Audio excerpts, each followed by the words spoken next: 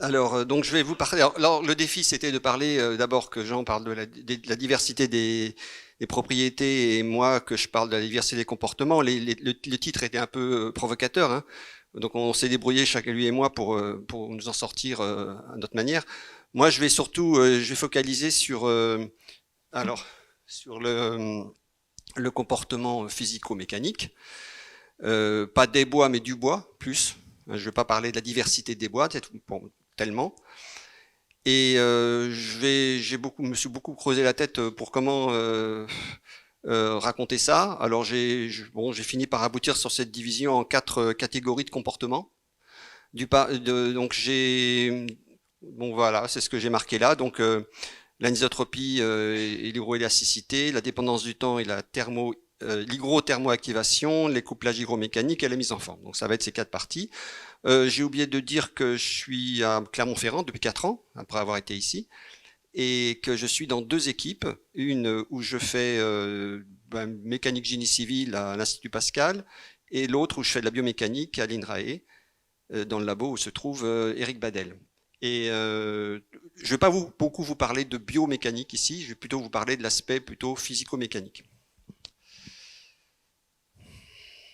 Alors, bon, pareil, le terme de comportement. Alors, je suis pas beaucoup trop cassé la tête, hein, je suis allé voir sur Internet comment on définissait ça. J'en ai trouvé une qui n'était pas trop compliquée. C'est la manière dont quelque chose se comporte. Il y a le comportement des personnes. Là, je parle pas de passe-passe, je parle comportement des choses. Alors, donc comment ça marche, etc. Comment ça évolue dans le temps, selon certaines circonstances. C'est en fait le comportement n'est pas intrinsèque à l'objet, il dépend du contexte. Donc pour moi le comportement c'est la relation entre une sollicitation et une réponse dans un certain contexte et avec bien souvent un paramètre temps à inclure, puisque la sollicitation dépend du temps, la réponse dépend du temps, et il y a une convolution entre les deux qui n'est pas forcément directe. Bon.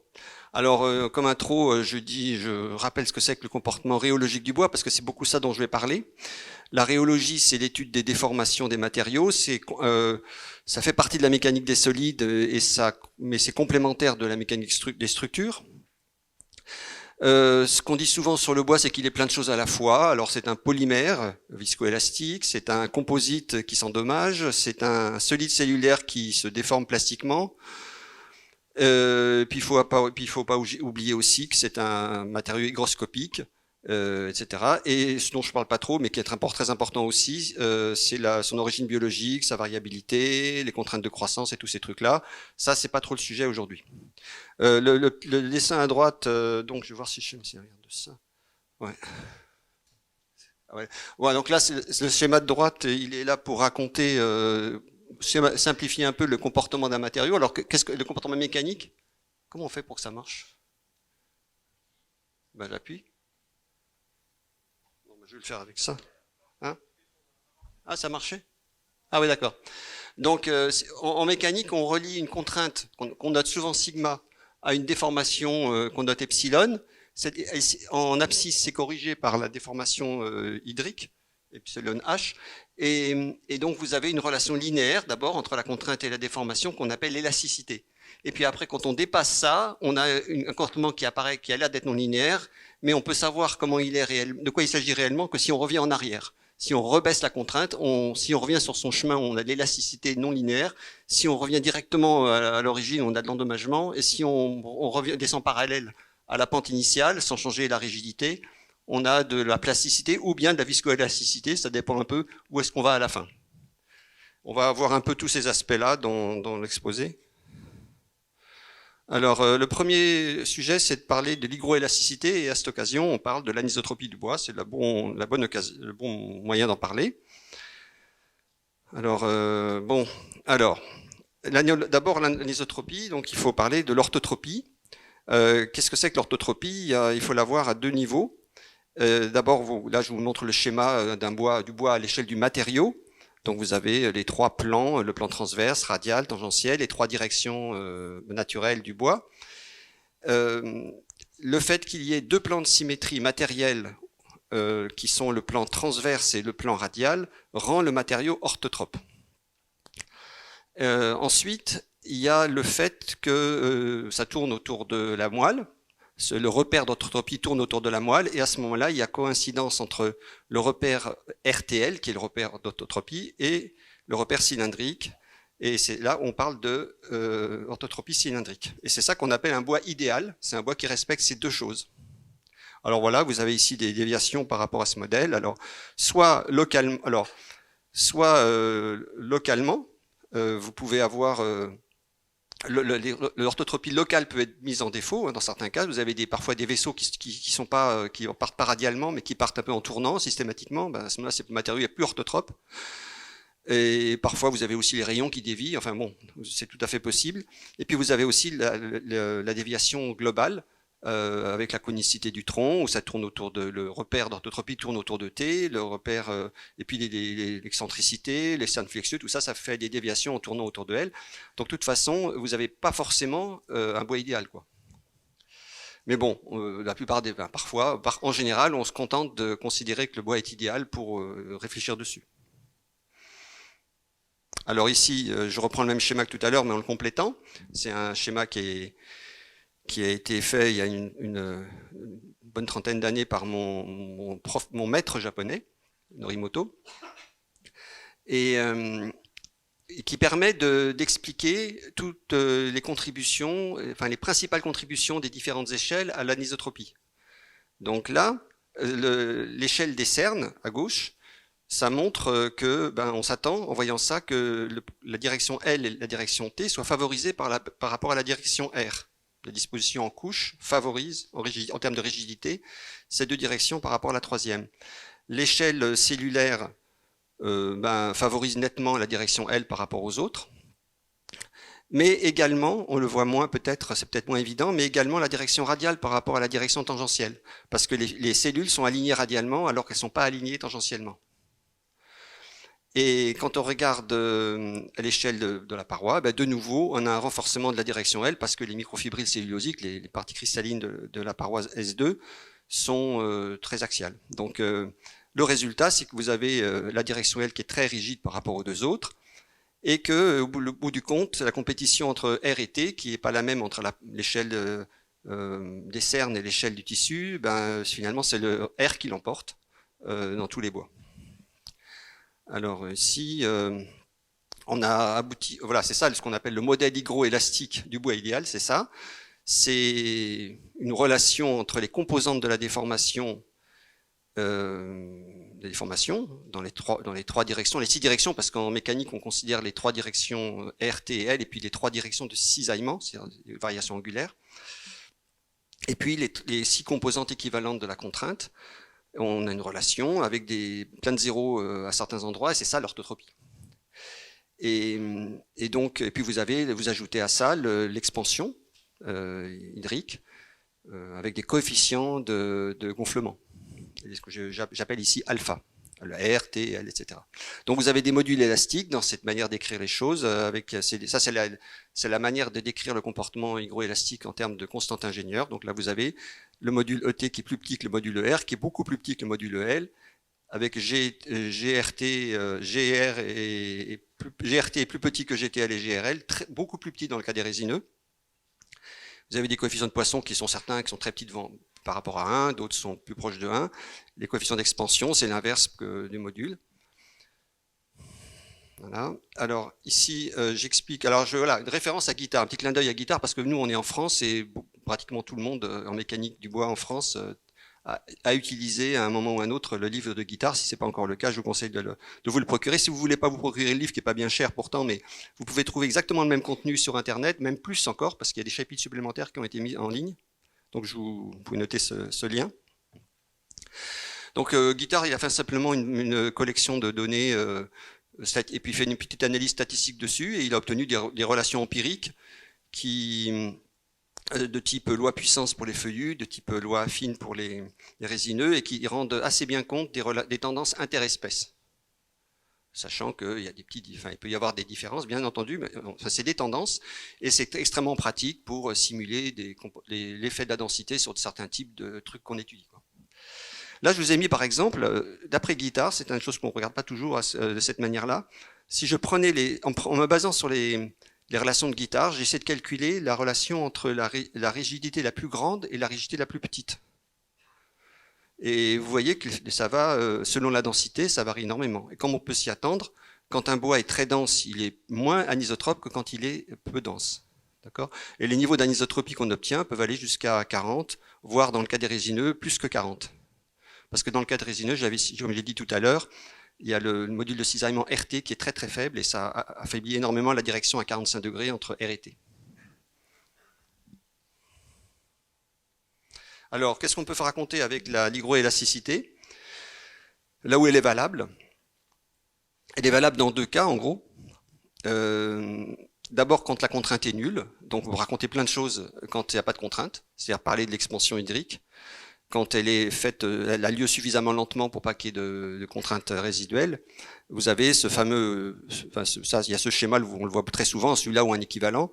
On vous montre comment des débits se déforment au séchage. On voit les planches sur d'os qui tirent à cœur. On voit les débits carrés qui deviennent, qui se déforment, dont les diagonales ne varient pas de même, dont les diagonales radiales se contractent moins que les diagonales tangentielles, etc. Et donc ça, c'est le genre de truc qu'on peut le raconter facilement sans avoir à mettre en œuvre des modèles de comportement compliqués. C'est juste l'hygroélasticité, toute bête. Et puis, quand il a commencé à avoir de la contrainte, là, ce qu'il faut faire attention, c'est-à-dire qu'en fait, si vous avez l'humidité qui est constante, ça marche très bien. Si l'humidité est variable, ça marche moins bien. Alors maintenant, un petit mot pour finir sur l'hygroélasticité, c'est sa limite. Donc là où je vous montre un schéma un peu simplifié du comportement post-élastique. C'est-à-dire, voilà, vous avez une droite, la corrélation entre une contrainte et une déformation. Alors je rappelle les notations. En mécanique, on dit qu'une traction c'est positif et une compression c'est négatif, et puis qu'une élongation est positive et une contraction est négative.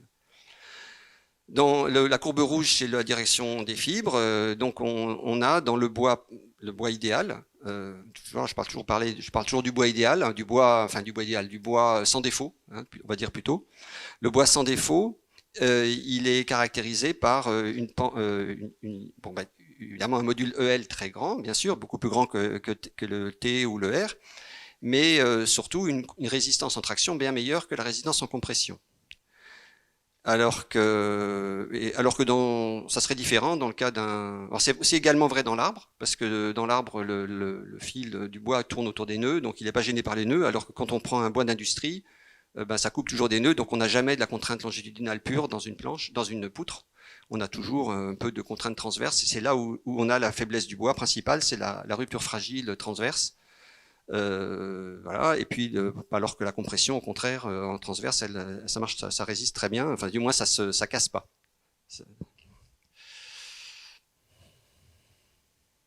Maintenant, on va passer au temps. Donc, je vais vous parler de la dépendance du temps et la hygrothermoactivation du comportement. Là, je parle pas que de mécanique. Hein, là, c'est plus général. On peut dire en général que déjà, un petit commentaire sur la notion de dépendance du temps. On parle beaucoup du comportement dépendant du temps, ou dans le bois, ou dans les matériaux polymères aussi.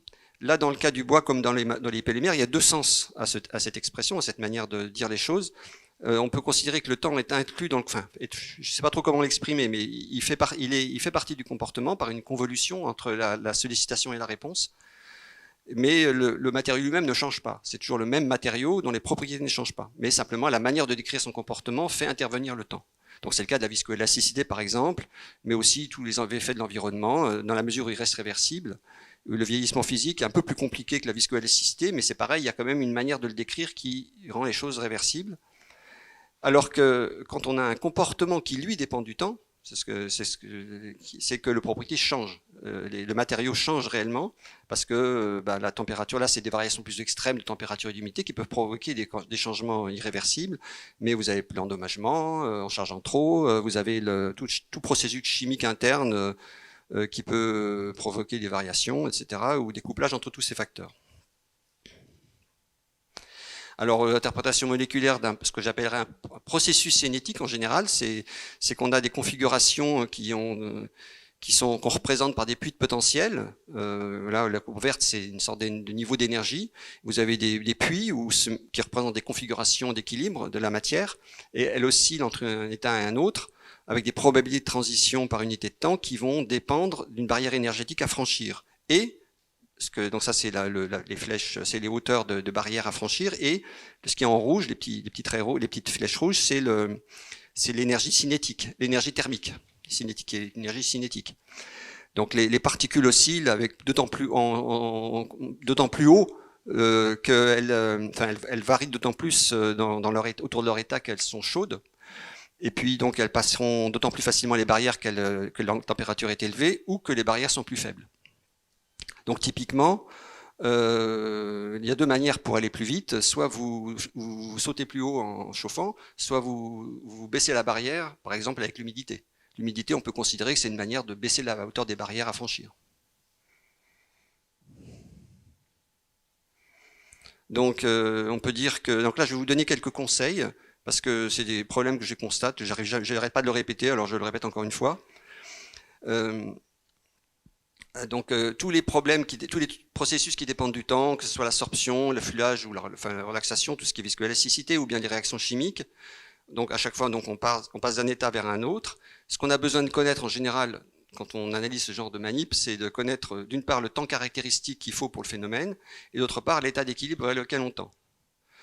Alors une erreur classique, contre laquelle je m'élève régulièrement, c'est quelqu'un qui met un échantillon à sécher, et puis c'est un exemple, qui met un échantillon à sécher, qui le pèse tous les jours, et puis quand il constate qu'il a le même poids que la veille, il considère qu'il est arrivé à équilibre. C'est une erreur conceptuelle que je vous invite à ne plus faire si vous l'aviez faite. Parce que le raisonnement qu'il faut faire, c'est pas un raisonnement par rapport à un intervalle de temps, mais par rapport à un ratio. C'est-à-dire il faut raisonner en logarithme du temps et non en temps. Si jamais il faut comparer une mesure à l'instant t, non pas à celle à t moins delta t, c'est-à-dire t moins un jour par exemple, dans l'occurrence, mais à t sur quelque chose, sur a. Par exemple, t sur 2, t sur 3, t sur 4, etc. Donc je vais donner un exemple un peu plus concret. Supposez que vous fassiez une mesure d'une grandeur x à 1 heure, 3 heures, 8 heures, 1 jour, 3 jours, 10 jours, 1 mois, etc. Donc là, vous êtes régulier, vous avez une régularité en logarithme du temps. Vous êtes une croissance exponentielle du temps, enfin voilà. Et ben, ce qu'il faut comparer, c'est si c'est ça vos instants de mesure. Il ne faut surtout pas mesurer tous les jours. Hein. Ça durait 1 mois, mais il ne faut pas mesurer tous les jours, ça ne sert à rien. Il suffit de mesurer à ces 7 moments-là. Et ben, vous comparez xi plus 1 moins xi à xi moins xi moins 1. Donc à chaque fois, ce n'est pas la même durée. Mais vous ne devez pas comparer à la veille. Je ne sais pas si vous comprenez le raisonnement. En tout cas, c'est comme ça que vous arriverez à vous rendre compte si vous avez dépassé le temps caractéristique ou non. Et tant que vous ne l'avez pas dépassé, vous n'avez aucun espoir d'obtenir la valeur d'équilibre. Donc là, je vous montre à gauche en bas, c'est le graphe qui montre la variation en fonction du log du temps. Donc le temps caractéristique, c'est là où il y a le point d'inflexion.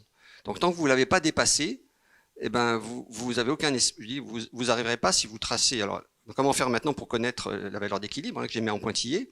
Ben, là, à droite, je vous montre ce qu'on appelle un diagramme de phase qui permet très facilement de l'estimer si c'est estimable. Donc, vous voyez, la courbe continue, c'est ce que j'ai mesuré, et puis la pointillée, c'est ce que j'extrapole. Je peux, par extrapolation, trouver, là j'ai mis en ordonnée la pente du graphe de gauche en fonction de la valeur. Donc j'ai éliminé le temps dans la représentation. Le moment où il y a le temps caractéristique, c'est le sommet, et là, la limite, c'est vers où je tends avec les pointillés. Alors c'est pas toujours si facile à faire en pratique parce qu'il faut faire des dérivés et expérimentalement c'est pas toujours simple. Il faut parfois faire des lissages, mais enfin quand même c'est une démarche qui est assez puissante. Voilà, donc ça c'était les petits conseils. Je reviens maintenant à la viscoélasticité, qui est quand même le gros sujet. Donc c'est une des formes de comportement qui dépend du temps. On peut la caractériser par des essais de relaxation, on a la déformation constante, des essais de fluage, on a la déformation, la contrainte constante, puis à un moment près on peut faire de la recouvrance en annulant la contrainte, on peut faire plusieurs choses. On peut faire aussi des comportements, des sollicitations cycliques en déformation, en contrôlant la contrainte ou en contrôlant la déformation, etc. Quand on a affaire à ce qu'on appelle un matériau viscoélastique linéaire, et dans le cas du bois c'est vrai pour des sollicitations pas trop fortes, tous ces essais sont théoriquement équivalents. Alors dès que vous n'êtes plus linéaire, c'est faux, ça n'est plus équivalent. Vous ne pouvez pas déduire la réponse dans un cas par celle d'un autre. Donc là, vous avez des représentations typiques de viscoélasticité avec ce qu'on appelle des modèles rhéologiques où on assemble des ressorts, des amortisseurs, on écrit des équations différentielles et on arrive à prédire le comportement pour n'importe quel type de sollicitation. Avec ce genre de modèle à 3 éléments, ça ne correspond pas à la réalité du bois. Le bois n'est pas aussi simple que ça, pour la rhéologie en tout cas. Mais au moins, on arrive à décrire qualitativement les principaux phénomènes intéressants à raconter sur le bois, l'élasticité instantanée, l'élasticité différée, l'hystérésis lors d'un changement cyclique, etc. Voilà, vous arrivez assez bien à tout raconter. Donc c'est bien pour un discours qualitatif sur le comportement du bois. Si jamais on veut représenter la réalité, il faut le complexifier un peu. Alors là, je vous parle un petit peu d'ailleurs de la thermoactivation. Alors maintenant, évidemment, tous ces processus, comme il y a une histoire d'énergie thermique, dont je parlais tout à l'heure, dès que la température est plus élevée, ça va aller plus vite. Donc l'exemple, pour comprendre ce que c'est que l'équivalence temps-température, c'est d'imaginer le cas de l'eau. Donc la glace qui est solide apparemment, mais elle finit par couler quand vous attendez assez longtemps. Et l'eau peut devenir dure comme de la neige ou de la glace quand vous allez très vite. Donc ça vous permet c'est une manière qualitative pour comprendre qu'est-ce que c'est que l'équivalence temps-température. Voilà. Donc là, en général, quand on fait des manips, on est limité par une fenêtre expérimentale. Donc là, je donne l'exemple. Excusez-moi. Attendez. Voilà. On a une fenêtre expérimentale, c'est-à-dire la fréquence. Là, c'est un exemple de module dynamique en fonction d'une fréquence. Ce serait pareil que le temps. On est limité par la machine qui ne peut pas faire des mesures à moins qu'une certaine fréquence et à plus qu'une autre. Enfin, plus qu'une autre, c'est parce qu'on n'est pas assez patient, et moins qu'une autre, c'est parce qu'on n'a pas assez de points de mesure. Donc on est limité dans la fenêtre expérimentale, donc on fait des mesures à plusieurs températures, et après ça on essaye en tout cas de faire des décalages, décaler les courbes de manière à reconstituer une courbe maîtresse. Voyez, donc là j'ai une courbe maîtresse qui me dit finalement ce que j'aurais eu à ma température de référence si j'avais été beaucoup plus vite ou si j'avais été beaucoup plus lentement. Donc là je vous donne un exemple plus exact, plus complet pour un matériau polymère. Voilà, vous pouvez avoir comme ça des vraies courbes-maîtresses qui étendent la gamme d'observation sur des très très longues durées, très longues échelles de temps, en logarithme. Voilà. Je donne un exemple, je ne vais pas trop t'en donner beaucoup, là je vous donne un exemple qui n'est pas de la rhéologie, qui est du traitement thermique ou du vieillissement naturel. On compare les deux là dans ce cas-là. On compare la couleur du bois. L, c'est un paramètre qui décrit la couleur. Quand on est 100, on est très très clair. Quand on est 0, on est noir. Donc là, le bois devient plus foncé avec le temps et il devient plus foncé avec le traitement thermique. Voilà. Donc là, vous avez des traitements thermiques avec des durées plus ou moins longues à des températures plus ou moins élevées. Et vous comparez, vous voyez comment le bois vieilli, qui a vieilli naturellement dans des charpentes japonaises, finit par se foncer et de manière similaire et équivalente. Donc en fait, on s'aperçoit que 1500 ans de vieillissement naturel, ça correspond à 12 heures à 180 degrés, ou une semaine à 150 et 3 mois à 120 degrés. Je disais que l'équivalence temps-température, elle marche pas si bien que ça quand on essaye de la mettre en œuvre. Enfin, c'est pas évident que ça marche si bien. Là, pour le traitement thermique, ça marche bien, mais pour la rhéologie, ça marche pas toujours. On a souvent une grande difficulté à réaliser vraiment cette équivalence temps-température. Il y a des cas, là, ça vient de la thèse de Sandrine, il y a pas mal, il y a quelques temps, là, une petite vingtaine d'années. Et ben, on a réussi, on y est arrivé quand même. C'est-à-dire, on avait un cas où l'équivalence temps-température avait l'air de pas marcher, mais en réfléchissant, en décomposant le signal observé en deux contributions, en décomposant les modèles, en faisant un modèle avec deux éléments. Alors c'est ce que j'appelle des éléments paraboliques qui sont équivalents à des assemblages de ressorts, des assemblages de ce qu'on appelle des Maxwell en géologie. En leur donnant à chacun une activation différente. Donc ils ont des temps caractéristiques, ils ont des énergies d'activation différentes, ils sont pas influencés de la même manière par la température, et ben on arrivait à reconstituer des trucs qui collaient bien aux observations. Donc l'équivalence temps-température, si jamais vous trouvez qu'elle n'est pas, elle marche pas, ça veut peut-être simplement dire qu'on n'avait pas réussi à décomposer le signal de manière appropriée. Donc maintenant, on va parler du couplage hygromécanique. Alors, Ici, c'est la mécanosorption, c'est un truc célèbre dans le bois, c'est une particularité du bois. Qu'est-ce qui se passe quand on a effectivement, on n'est plus, qu'est-ce qui manque, voilà, qu'est-ce qu'il faut ajouter au comportement hygroélastique en gros pour que, bon là on oublie un peu l'effet du temps, mais là, qu'est-ce qu'il faut ajouter au comportement hygroélastique pour représenter des situations où on a à la fois une action mécanique et une expansion hydrique, enfin, une sorption d'eau, quoi. Alors, le couplage mécanosorptif, il y a plusieurs manières de le raconter. On peut dire que c'est une mobilité moléculaire induite par la sorption. On peut dire que c'est une expansion hydrique contrariée des... Alors c'est probablement vrai. C'est probablement ce qui se passe quand, quand il y a sorption, il y a arrivée de molécules d'eau au départ de molécules d'eau dans la paroi, ça déstabilise la structure moléculaire et ça la rend plus mobile. Il y a aussi le fait que les composants de la paroi sont tous tendance à se gonfler de manière différente et ils se contrarient les uns les autres, donc ça peut jouer aussi. Et puis tout ça, ce qui est important de bien comprendre, c'est que si vous avez un gradient constant de mouvement, si vous avez un mouvement d'eau dans le bois, de manière mais qui ne change pas le taux d'humidité local, ça n'aura pas d'effet sur la mécanosorption. Ça, c'est une chose qu'on connaît depuis longtemps. Donc on peut voir que la mécanosorption, c'est soit deux choses, c'est soit l'action mécanique à taux d'humidité variable, soit l'expansion hydrique modifiée par l'action mécanique. Alors, l'effet fluage mécanosorptif, vous avez ici, attendez, je remets le 3 parce que bon, l'animation n'a pas de sens. Vous avez ici le cas d'un, voilà, vous chargez une poutre à l'état sec, vous avez un peu de fluage avec le temps.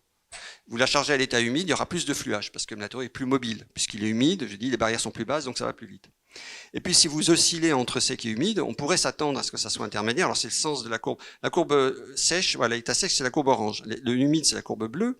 Et quand vous variez entre sec et humide pendant l'essai, vous voyez que on s'attend à quelque chose entre les deux. C'est pas du tout ce qu'on a. On a beaucoup plus. Enfin, plus en tout cas. Enfin, beaucoup plus, c'est pas évident. On a plus. On a beaucoup plus par rapport au début. On n'a pas tant plus que ça par rapport à l'unité maximale. C'est pas si clair. En tout cas, quelque chose dont voilà. Donc ce qu'on appelle la mécanosorption, là, ou l'effet mécanosorptif, c'est le fait qu'il y ait une différence entre l'attendu et l'observé. Alors la difficulté théorique là-dedans, c'est qu'est-ce que c'est que l'attendu? À quoi on s'attend lorsqu'on a des variations d'hygrométrie sous charge? Bon là justement c'est pas si simple et il y a le modèle HygroVerrou dont je vais pas parler mais je l'évoque ici qui a été pas mal développé par les collègues d'Égletons qui permet de calculer cette réponse attendue. Voilà. Alors ce qui est intéressant de dire à propos de la mécanosorption, voilà, imaginez un essai de fluage, vous cyclez l'humidité de manière régulière, vous faites beaucoup de cycles d'humidité, vous allez avoir beaucoup de déformations mécanosorptives au début, puis après ça va se tasser. Vous allez avoir un état stationnaire et vous allez avoir une réponse typiquement comme ça, c'est-à-dire comme si vous aviez une réponse qui devient de nouveau. Alors au début, sans charge le matériau a une réponse stationnaire, c'est-à-dire vous gonflez, vous mettez de l'eau, il gonfle, vous enlevez de l'eau, il sèche, il est stationnaire. Et puis quand vous avez chargé, si vous mettez sous charge, au bout d'un certain temps, vous avez une nouvelle réponse stationnaire avec de nouveaux coefficients de retrait et de gonflement qui ne sont pas exactement les mêmes. Voilà. Voilà, donc c'est ce qu'on appelle le pseudo-fluage. Le fait que la pente ici soit négative, c'est ce qu'on appelle le pseudo-fluage ou la pseudo-recouvrance selon le sens dans lequel on va. Il y a aussi une autre question qu'on peut se poser, c'est qu'est-ce que c'est que la mécanosorption par rapport au fluage? Là, ici, vous avez un essai, c'était un travail que j'ai oublié de marquer la référence, et c'est un travail de Cédric Montero. Vous avez ici un essai à humidité élevée. Et vous avez donc pas mal de fluage qui se passe pendant genre une semaine, par exemple. Je ne me rappelle plus exactement combien c'était, mais... Et puis après, une fois que quand vous présentez ça en log, vous compactez le temps, les longs temps. Donc vous pouvez faire une extrapolation. Alors il y a plusieurs manières d'extrapoler ça. Et selon la manière dont on voit les choses, on peut avoir ce genre d'extrapolation et aboutir ici à ce qu'on appellerait le fluage pur à humidité, dans l'état humide. Et puis après, là, c'est l'effet des cycles d'humidité qu'il a parti. C'est un petit peu ce genre de manip qu'il a fait. C'est pas la même, mais c'est le même genre de manip. C'est-à-dire qu'il y a eu des cycles d'humidité. À chaque fois, il a parté de là, il allait là, etc. Et là, c'est une phase où le matériau était de nouveau à l'humidité élevée et on a pu également l'extrapoler. Donc, si on voyait que tout ça, on peut extrapoler vers une certaine valeur qui serait vers quoi on tendrait. Et là, on pourrait dire que ça, c'est finalement l'état vers lequel on tendrait après beaucoup de cycles. Et donc la mécanosorption, ça pourrait être la différence entre les deux, par exemple. C'est pas si facile que ça à définir quand on fait de l'extrapolation, bien sûr.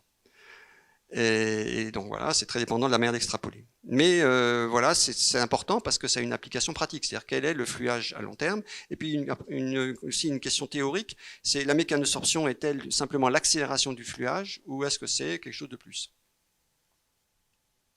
Un autre aspect de la mécanosorption, c'est ce qu'on appelle le flying wood. C'est Patrick Perret, je pense qu'il l'appelait comme ça. C'est l'inversion des contraintes au séchage. Donc, si vous avez un bois, là, je vous montre une planche. Hein, c'est la section d'une planche. L'extérieur sèche en premier quand on sèche la planche. Elle se met d'abord, le matériau a envie de se contracter, il est empêché donc par l'intérieur qui est encore vert. Donc, il se met en tension. Et puis après, et l'intérieur se met en compression.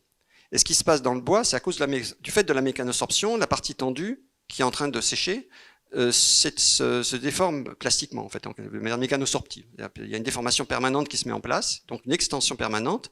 Et après, quand c'est autour de l'intérieur de sécher, ben, c'est l'extérieur se met en compression et l'intérieur en traction. Et donc vous avez une inversion des contraintes. Et si vous faites la même chose avec une planche qui est là, je ne sais pas si vous voyez très bien, mais hein? Ah zut. Ah oui, excusez-moi. Ah, zut. Là, ici, oui. Vous voyez là? Il est où mon truc? Ah oui, ça y est.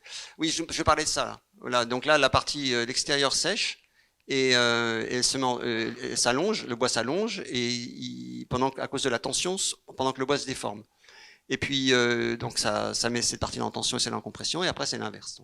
Si vous faites la même chose avec une planche qui est alors là, elle est en fait colmatée sur les côtés là. En bas et sur les côtés. Il n'y a que la partie de dessus qui fait des échanges avec l'extérieur. Donc au début, ça sèche, l'extérieur sèche d'abord, donc ça fait une courbure dans un sens. Et puis après, on a le phénomène que je viens de dire. Ici, cette partie a une déformation permanente en extension et ça fait un état final courbé dans l'autre sens. C'est pour ça qu'il appelle ça le flying wood, parce que ça a l'air de voler un peu. Voilà. Une autre application sur laquelle j'ai pas mal travaillé, c'est des panneaux peints du patrimoine. Donc là, on explique comme ça, de la même manière, enfin pas en partie de la même manière, c'est un peu plus compliqué. C'est ce qu'on appelle le compression set, c'est-à-dire une déformation permanente de compression, qui est un peu liée à la mécanosorption, mais qui est probablement liée à d'autres aspects un petit peu de micro-endommagement. En tout cas, là, à gauche, vous avez une manip qui est la manip de Hodeley qui essaye d'expliquer ce qui se passe. C'est-à-dire, vous avez ici 3 planches qui sont appariées. La planche A est libre de gonfler et puis de se rétrécir, donc c'est réversible. Et par contre, les 2 autres planches sont empêchées de gonfler. Et la planche C, la B et la C peuvent pas gonfler, mais la C est bloquée aussi en contraction. Donc à la fin, la planche B a eu cette déformation permanente et la planche C s'est cassée. Alors vous appliquez ça au tableau qui est peint sur une face où les échanges se font plus difficilement et vous avez à expliquer pourquoi la plupart les tableaux qui sont peints sur une seule face ont toujours tendance à se courber comme ça. Voilà. Maintenant, on va passer à la mise en forme avec cette belle photo de Eric Badel, hein, de son DEA. Il nous a parlé de son DEA tout à l'heure. Donc ça tombait bien. Voilà, c'est le DEA d'Eric Badel sur le pliage d'un plaquage. Une belle photo au MEB. Alors donc voilà, donc je finis mon exposé avec ces histoires. Alors voilà, donc la mémoire du bois, les flèches de Cupidon. Alors donc vous avez les 2 flèches que je vous ai amenées si jamais vous voulez les voir après. La première, c'est une flèche, la première génération des flèches. C'est une flèche, vous avez 2 bouts de bois avec les fils dans les directions à 80 degrés. Donc il n'y a pas de collage, il n'y a pas de triche. Et le jeu, c'est de trouver comment la flèche est rentrée dans le cœur. Pour ceux qui ne connaissent pas, vous pourrez venir voir. La deuxième, c'est un peu la même, ça ressemble, mais c'est assez différent parce que l'intérieur est comprimé. C'est la même chose. Là, l'intérieur, le fil a été coupé. L'intérieur a été, la flèche a été sculptée. C'est-à-dire que elle a été coupée. On voit que le fil a été coupé. Alors que là, il n'y a pas eu dans celle-là, la flèche n'a pas été, le bois a été écrasé. Il est resté écrasé. D'accord ? Bon, bref, vous pourrez venir voir. J'explique rapidement comment c'est fait. Donc, voilà. Donc la première flèche, ça consiste à vous ramollissez le bout, vous l'écrasez, vous laissez sécher sous contrainte. Donc là, vous avez de la mécanosorption, une déformation permanente. Ah zut. Une déformation. Excusez-moi, j'ai oublié. Je vous le montre là. Alors ici, vous avez écrasé, vous avez laissé sécher sous contrainte et vous avez donc une déformation permanente. Vous taillez la flèche, comme je disais tout à l'heure. et vous faites rentrer le cœur, et vous avez, et puis après ça, vous remettez dans l'eau chaude et ça revient. Et donc là, toute une explication à droite que je ne détaille pas sur comment expliquer ça de manière rhéologique. Et ici, vous avez l'autre, la deuxième génération des flèches. Alors là, c'est plus sophistiqué parce qu'il y a du traitement chimique, enfin thermique. Ici, vous ramollissez tout de la même manière, vous comprimez et vous laissez sécher sous contrainte pour maintenir une déformation bloquée. Mais là, vous la fixez complètement par un traitement thermique à une température élevée. Et après, vous pouvez réappliquer le principe et vous avez, en fait, la partie centrale a perdu sa mémoire en quelque sorte. Sa nouvelle mémoire de référence, c'est l'état comprimé. Bon, si jamais voilà, vous pourrez venir voir.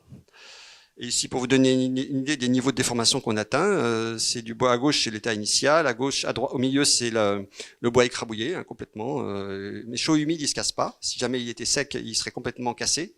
Et là, il est chaud humide, il n'a pas l'air de se casser. Et quand même, il a été un petit peu abîmé quand on revient après ça, quand on met dans l'eau chaude, vous voyez à droite, on voit que ça a été quand même un petit peu abîmé au passage, mais enfin, en gros, il est revenu à son état d'origine. Voilà. Et ici, on essaie d'expliquer ce que c'est au niveau macromoléculaire. Voilà, vous avez, voilà, c'est une manière de dire les choses. Vous avez ici les microfibrilles. Il est où mon truc ? Ah, voilà. Ici, ça symbolise, ce dessin symbolise une microfibrille. Ça, une matrice qui est rigide parce qu'elle est sèche. Et puis là, vous la ramollissez en la chauffant en plus. Et là, du coup, vous pouvez facilement la comprimer. Et puis, vous laissez relaxer en séchant, ça se bloque. Et puis, la force nécessaire pour maintenir cette compression devient très faible. Du coup, quand vous relâchez, ben, ça reste apparemment bloqué. Mais si vous remettez dans l'eau, ben, ça ramollit de nouveau. Et la microfibrille joue le force d'un ressort de rappel et ramène tout dans l'état initial. Vous pouvez empêcher ça par des blocages mécaniques en insérant vos systèmes dans quelque chose d'autre. Et puis, ou bien des méthodes thermiques ou chimiques pour casser les liaisons ou les bloquer. Ouais, voilà, le cintrage, on peut faire appliquer ça pour cintrer. Et puis la conclusion. Ouais, je suis un peu à la bourre, je suis désolé. Alors, donc c'est une conclusion pareil, je ne sais pas trop quoi dire en conclusion, donc j'ai mis quelques idées. D'abord, ce qui est important de retenir comme leçon, c'est que pour comprendre le comportement du bois, il faut s'intéresser à toutes les échelles. Que l'hygroélasticité, ça peut expliquer pas mal de choses. Il faut que l'humidité soit à peu près constante ou la contrainte mécanique pas trop forte. Ça marche assez bien. Les processus cinétiques, tous les types de processus cinétiques, il faut bien avoir à l'esprit qui sont thermo-hygro-activés. Alors une chose sur laquelle je voulais insister, enfin, je n'ai peut-être pas assez dit, c'est le couplage hygromécanique. Bon, il intervient quand il y a des sollicitations à humidité variable, mais en fait, il intervient aussi à contrainte nulle en réalité. Si vous réfléchissez, si vous descendez d'un cran, vous passez à une échelle plus petite, les constituants sont soumis entre eux à des contraintes, donc en fait on n'est jamais en situation de contrainte nulle dans le bois. On est apparemment en situation de contrainte nulle quand de l'extérieur, on n'applique pas de sollicitation extérieure, mais localement dans les constituants, entre le bois initial et le bois final, entre tel type de tissu et tel autre, entre telle paroi, telle autre paroi, on a tout le temps des contraintes. Donc en réalité, on peut considérer que on passe que l'état libre, entre guillemets, c'est l'état stationnaire. Et quand on met une contrainte, on change la sollicitation et on migre vers un nouvel état stationnaire. Donc en fait, l'état libre est un état stationnaire et pas un état hors contrainte. Et puis pour le L, l'anisotropie, il faut vraiment en tête que la direction L est privilégiée, et qu'elle domine et qu'elle n'a pas besoin des autres. C'est-à-dire qu'on peut toujours expliquer ce qui se passe dans la direction L sans s'intéresser aux transverses, le contraire n'étant pas vrai. Et on a rappelé que les usages qui évitent, qui respectent le fil, boiron, apénicari ou cintrage, ça tire le meilleur possible du potentiel du matériau. Voilà, c'est tout. Voilà, c'est fini.